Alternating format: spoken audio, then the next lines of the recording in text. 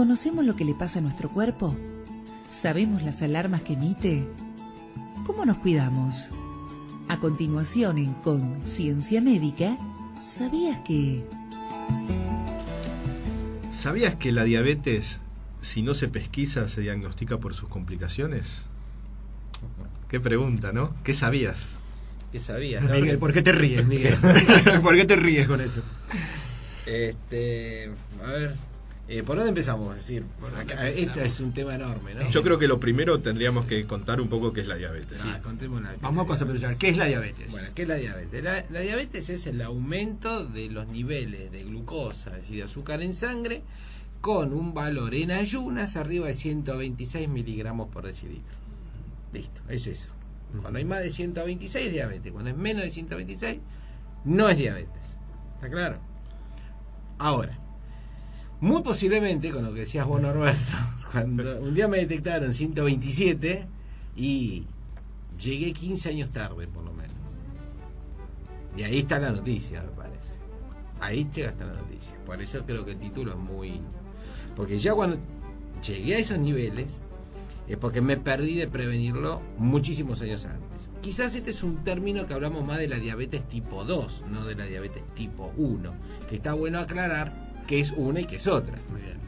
La diabetes tipo 1 es la que generalmente se habla, que es la diabetes juvenil, de la infancia, en la cual nuestro organismo, por un mecanismo que se interpreta que es autoinmune, es decir, que como que nuestro cuerpo forma anticuerpos contra sí mismo, afecta células del páncreas que son las que fabrican la insulina, que son las células beta, se las llama así. Entonces el páncreas en esos casos no produce insulina. No produce insulina y de entrada hay que, no se puede prevenir, eso se da en corta edad en la vida y el tratamiento es con insulinoterapia precoz, rápida. Ahora, la diabetes tipo 2, que es la del mayor, es distinto. Se da por un mecanismo que nuestro páncreas fabrica insulina y buena insulina, pero hay un problema en los receptores donde actúa la insulina. A ver, ¿qué función tiene la insulina? La función de la insulina es cuando nosotros comemos el hidrato de carbono, que justamente estábamos comentando con el tema del doctor Leluar, los hidratos de carbono se absorben en el intestino y pasan a la sangre. ¿Qué ocurre cuando pasan a la sangre? Aumentan los niveles de hidrato de carbono en la sangre, obviamente. Entonces, ¿qué hace nuestro cuerpo? Lo primero que intenta hacer es guardarlo en los reservorios naturales, que son el hígado, principalmente, y el músculo esquelético. Ahora, para que esto suceda, el páncreas, al censar que aumenta el hidrato de carbono, libera la sangre insulina. En las primeras 2 horas después de comer, principalmente es este mecanismo. Y la insulina actúa como una llave cuyas cerraduras, las llamamos receptores en medicina, se encuentran en estos órganos. En este caso está muy estudiado en los obesos, donde la grasa abdominal altera la estructura del receptor, es decir, como que le cambia el código a la cerradura. Entonces la insulina, por más buena que sea, la llave es muy buena, no encuentra cerraduras para abrir puertitas y poder guardar el azúcar. Entonces, ¿qué hace el páncreas? Fabrica más insulina, pero la glucosa no baja. Si este mecanismo no lo detectamos a tiempo cuando empieza a sucederse, con los años la insulina aumenta, pero no baja el azúcar, va aumentando el azúcar. Hasta un día llegar a los valores que dije al principio, 126 miligramos por decilitro en ayunas, que es diagnóstico de diabetes. Pero el proceso empezó muchos años antes. Sin síntomas. Sin síntomas, pero sí hay daño. El paciente o la persona no siente nada, pero hay daño. ¿Daño dónde? Daño en los nervios periféricos, daño en las arterias chiquitas. Va enfermando y ahí es donde puede empezar a aparecer problemas asociados con colesterol alto, con un poquito de hipertensión, las arterias se van enfermando, pero claro, los nervios pueden ir dañándose pero sin ningún síntoma. Pero si dejamos pasar la historia y los años, un día esa glucosa sube por arriba de estos valores y ahora detectamos diabetes. Que acá es donde suena siempre la alarma.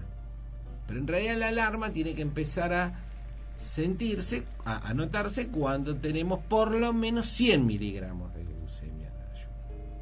En ayunas estoy hablando. Después hay otras formas para detectar las curvas de glucemia que puede pedir el médico. Cuando estamos en una cantidad transicional de valores. Si entre 100 y 126 le puedo pedir una curva de glucemia que yo le hago al paciente una carga de azúcar por boca, generalmente es un líquido azucarado, y a las 2 horas le vuelvo a tomar la insulina. Yo con eso puedo inferir si el paciente está yendo hacia la diabetes o ya está en diabetes, porque es una segunda forma de detección por la cantidad del valor de glucosa después de 2 horas de haber consumido este líquido que se le da en el laboratorio. Si ese valor a las 2 horas supera los 200 miligramos, es diabetes. Si está entre 140 y 200, es decir, 199, es lo que llamamos insulinoresistencia. Ya hay un problema con el metabolismo del azúcar con la insulina. Y si está por debajo de 140, se considera normal. Entonces, todas estas pruebas las puedo hacer, que son muy fáciles, es simple un análisis de laboratorio, medir, pesarse, revisar cómo estamos con nuestra actividad física, cómo nos estamos alimentando, si estamos gordos, si todas esas cosas, porque podemos llegar muchos años antes, y más si tenemos antecedentes en la familia de diabéticos, con lo cual puede reforzar la posibilidad de llegar a ser diabéticos, a que lo seamos. Ahora, ¿cuándo uso insulina en un diabético tipo 2? Porque saben que hay muchos remedios por boca para controlar la diabetes. Porque si sigue esta historia y tampoco controlamos la diabetes, con los años el páncreas se agota y deja de fabricar insulina. Cuando caen las curvas de insulina es cuando tenemos a los diabéticos mayores tener que darles insulina. Esta es la historia más o menos como para entender qué es la diabetes y cómo se desarrolla, y que hay 2 tipos básicamente de diabetes. Después hay otras. Las embarazadas pueden llegar a ser un estilo de diabetes puntual con el embarazo, pero ahí estamos en otra historia. Sí, a propósito de eso, Miguel, tengo como una duda, porque entonces tenemos la diabetes tipo 1, que como muy bien decís, el páncreas no produce insulina suficiente, y en la diabetes tipo 2, entonces cuando el organismo no utiliza eficazmente la insulina que produce. Según, eso fue un poco lo que entendí de tu exposición. Pero en la diabetes tipo 1, la sintomatología, ¿cuáles son los síntomas, por ejemplo, de la diabetes tipo 1? ¿Hay un signo de alarma para eso? Y en la 2 igual. El signo de alarma, ¿cuándo se prende? Hay síntomas muy típicos de la diabetes. La famosa trilogía de la polidipsia, polifagia y poliuria. Traducido al castellano, polidipsia, mucha sed, una sed ingobernable, que puede tomar litros de agua y seguir con sed. Polifagia, unas ganas de comerse todo. Y dije poliuria, polifagia y polidipsia, polifagia y poliuria, una enorme cantidad de micción, de orinar en exceso. Eso es lo típico de una diabetes que está descompensada, y quizás debuta un juvenil con estos síntomas. En la otra diabetes tan solapada la manera en que se va manifestando, que quizás hay otros síntomas.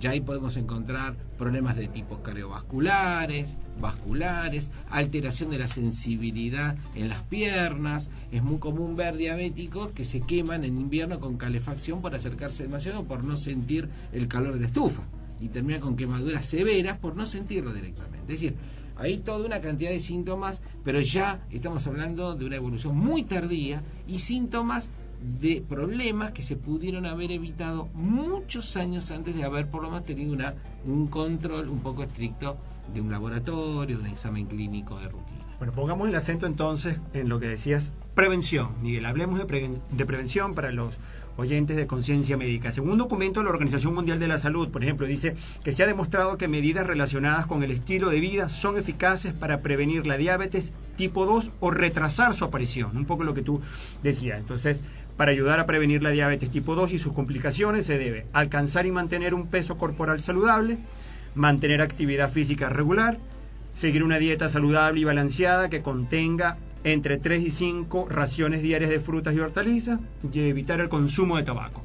Ratifícanos eso, Miguel. Tal cual. Todas las medidas de prevención que con respecto a lo que es la prevención de enfermedades cardiovasculares le pegan a la diabetes. Es más, hoy a la diabetes se la llama una enfermedad cardiometabólica. precisamente. De ahí la gran injerencia que tiene la diabetes sobre problemas cardiovasculares. Y si queremos prevenir la enfermedad cardiovascular, tenemos que tomar estos recaudos con la diabetes. Y un tema interesante, una nota que hemos bajado, que es una información de la Sociedad Española de Endocrinología y Nutrición, en el 54º Congreso, de ahora que lo declaró acá en mayo del 2012, que el 13.8% de la población mayor de 18 años es diabética, pero que el 50% de los diabéticos lo saben recién cuando tienen complicaciones.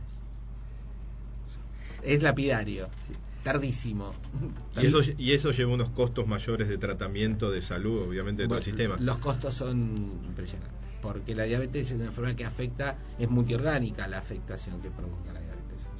Sí, ya en los escenarios quizás un poco más, unos desenlaces indeseables, la Organización Mundial de la Salud, por ejemplo, dice que un 50% de los diabéticos mueren de enfermedad cardiovascular, ¿no? Principalmente cardiopatía y ACV, y solo de 10 a 20% muere a causa de una insuficiencia renal. Tal cual. La diabetes hoy en las tablas de valoración de riesgo es equivalente a haber tenido un infarto. Bien. La diabetes obviamente no se cura, se controla. No, se controla, y muy bien. Bien. Una persona con diabetes puede hacer actividad física. Totalmente. Y hemos tenido la noticia que hubo un campeón olímpico que no se sabía diabético y que su última medalla, que fue en Sydney en el año 2000, había ganado una medalla y era un paciente diabético. Sí, un olímpico de remo, Sir Steve Redgrave, que, bueno, medallas y siendo diabético. Bueno, acá él cuenta un poco su historia de cuando se lo descubrió, y lejos de amilanarse, al contrario, ¿no? Se adhirió al tratamiento del control y bueno, ganó medallas olímpicas. Es decir, nadie pasa a ser un discapacitado por tener diabetes. Obviamente se puede controlar perfectamente, lo que sí hay que ser muy disciplinado, con la indicación del diabetólogo, en los horarios de aplicación de la medicación, en los controles que se debe autogestionar el paciente, el autocontrol, y sobre todo muy ordenado en los horarios de comida. Y dato muy importante, si querés hacer actividad física, hay que comer. Nadie diabético se le ocurre hacer actividad física en ayunas, porque ahí sí que se la va a ver fea. Pero no porque le va a subir la glucemia, le va a bajar y va a ser una hipoglucemia severa. Más aún los que están con insulina. Teniendo esos recaudos, que el diabetólogo que le toque se los va a ordenar sabiamente, vida normal. Y la recomendación sería: controlate la glucemia para saber que la tenés en valores por lo normales. menos una vez por año hay que hacerse un examen de laboratorio y ver, y consultar con el médico, y no leer como muchos pacientes. Yo leo los valores y vi que está bien y no fui al médico. No, eso está equivocado. El criterio médico nada lo reemplaza la lectura del protocolo del laboratorio.